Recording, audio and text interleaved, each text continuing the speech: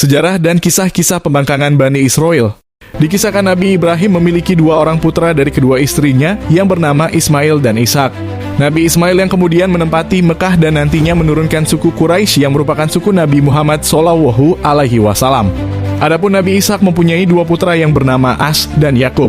As menjadi orang yang sukses dan kaya raya yang kemudian mewariskan kekayaannya kelak kepada cucunya, yaitu Nabi Ayub alaihissalam.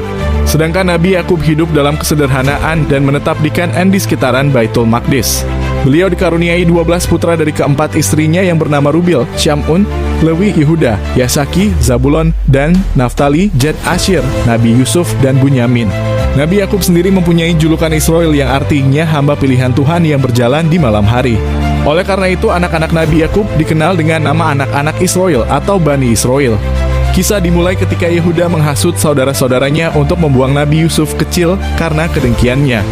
Nabi Yusuf dibuang ke sebuah sumur terpencil, kemudian seorang musafir menemukannya dan menjualnya sebagai budak ke Mesir. Ketika telah dewasa, beliau dimasukkan ke dalam penjara karena difitnah majikannya Sulaikho karena menolak berzinah dengannya.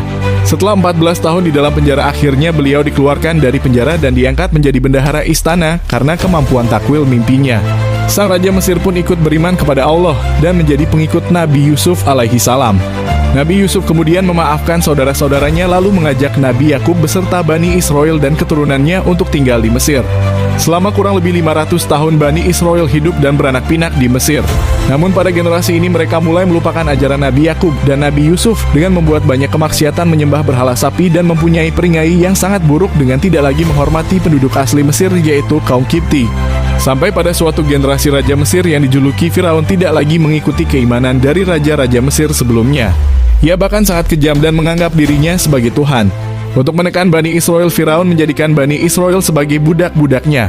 Ia juga membunuh setiap bayi laki-laki dari Bani Israel yang lahir karena takut nantinya bayi-bayi tersebut bisa meruntuhkan kerajaannya seperti apa yang dia mimpikan sebelumnya. Kemudian Allah mengutus Nabi Musa ditemani Nabi Harun untuk datang kepada Firaun dan menyerunya agar beriman kepada Allah dan membebaskan Bani Israel dari perbudakan di Mesir. Singkat cerita, setelah Nabi Musa berdakwah kepada Firaun dengan pertolongan Allah melalui mujizat-mujizatnya, Firaun akhirnya melepaskan Bani Israel untuk pergi bersama Nabi Musa. Sekitar 600.000 orang Bani Israel keluar dari Mesir pergi menuju Baitul Maqdis ke tempat asal nenek moyang mereka Nabi Yakub atas perintah Allah. Oleh karena itu, Bani Israel selalu mengklaim bahwa Baitul Maqdis atau tanah Palestina adalah tanah yang dijanjikan Allah untuk mereka.